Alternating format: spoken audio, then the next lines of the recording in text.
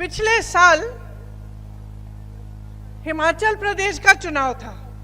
जहां जहां मोदी जी गए उन्होंने कहा कि ये देवभूमि है। हिमाचल प्रदेश को कहा। चुनाव कांग्रेस जीती। कुछ महीनों बाद आपदा आई, भयानक आपदा आई। लोगों के घर बर्बाद हो गए। एक परिवार था, 7 परिवार के सदस्य बह गए। मंदिर टूटे, पहाड़ गिर गए। उस समय जब सबसे ज्यादा जरूरत थी उस देवभूमि को, जब जनता तरस रही थी कि राहत मिले, कांग्रेस का एक एक नेता, कांग्रेस का एक एक मंत्री राहत के कार्य में जुटा हुआ था।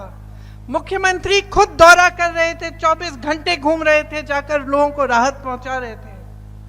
भाजपा का एक नेता नहीं दिखा, मोदी जी नहीं दिखे। दिखना छोड़िए, उसी भूमि को जिसे वो कह रहे थे अपने भाषण में देवभूमि कह रहे थे, जिसे वो कह रहे थे कि वो पूजते हैं, उसी भूमि के लिए उन्होंने एक पैसा राहत नहीं दिया, आज तक नहीं दिया है। सच्चाई ये है कि हिंदू धर्म में आस्था का प्रमाण क्या होता है, बताइए, कौन बताएगा? सच्ची आस्था क्या कहलाती है? आस्था का प्रमाण, सबसे बड़ा प्रमाण हिंदू धर्म में त्याग होता है कि नहीं? सच्ची श्रद्धा तभी होती है जब कुछ इंसान कुछ त्यागता है उसके लिए। और मुझे लगता है कि जब कोई त्यागता नहीं है तो उसके मन में सच्ची श्रद्धा जाग नहीं सकती। मैंने त्याग देखा है। आप यहां इस प्रदेश से सरहद पे जवानों को भेजते हैं, अपने बच्चों को भेजते हैं शहीद बनने के लिए। शहादत आप समझते हैं। मैं 19 साल की उम्र में अपने पिता की टूटी हुई लाश अपनी मां के सामने मैंने रखी। मैं शहादत को समझती हूं और मैं त्याग को समझती हूं। कितनी भी गालियां दें ये मेरे परिवार को, उस पिता के लाश की अगर ये अपमान करें, उस शहीद पिता का अपमान करें, हम चुप रहते हैं क्योंकि हमारी आस्था नहीं टूटती इस देश में, हमारी श्रद्धा नहीं टूटती, इनके कहने से नहीं टूटती, क्योंकि हमने त्याग दिया है, हमने शहादत देखी है।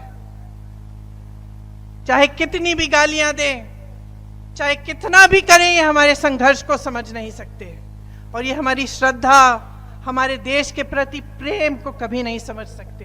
हमारे देशभक्ति को ये देशद्रोह कहे, हमें कुछ भी कहे, हम चुप रहते हैं। हम चुप इसलिए रहते हैं क्योंकि श्रद्धा दिल में है, असली श्रद्धा है, असली आस्था है,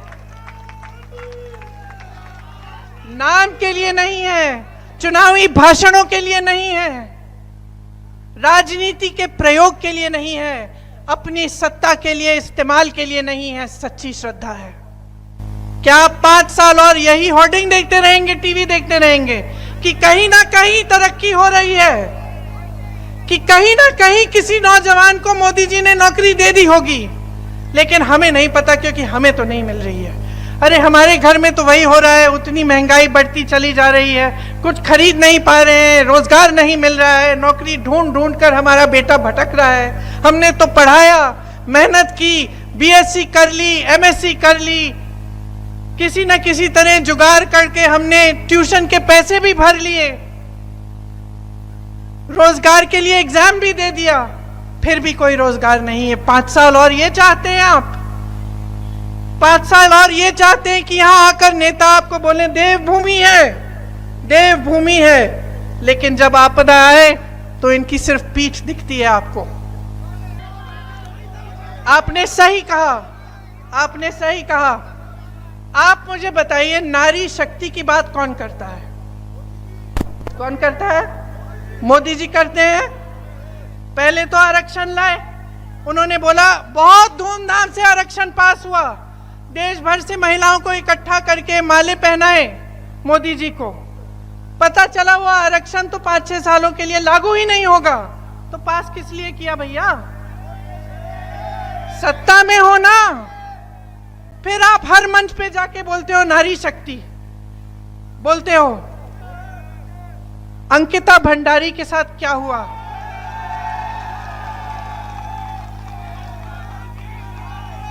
जिन्होंने उसका शोषण किया, जिन्होंने उनकी हत्या की, उनको संरक्षण कौन दे रहा है? मोदी जी बताएं।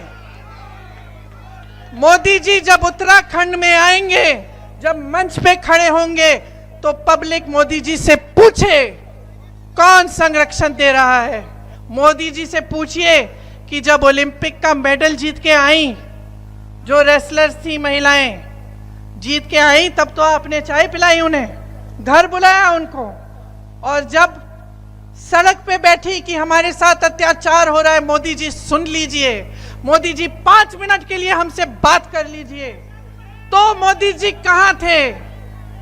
कहां थे मोदी जी? जब उत्तराखंड आएंगे मोदी जी, उनसे पूछिए कि ये जो आप नारी शक्ति की बात करते हैं, इसका मतलब क्या है? मोदी जी, आपकी जिम्मेदारी क्या बनती है बताओ?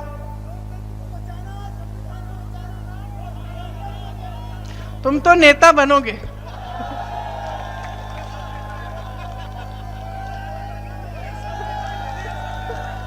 सब नेता है। ऐसा ही होना चाहिए, एक एक नेता यहां बैठा होना चाहिए। क्यों?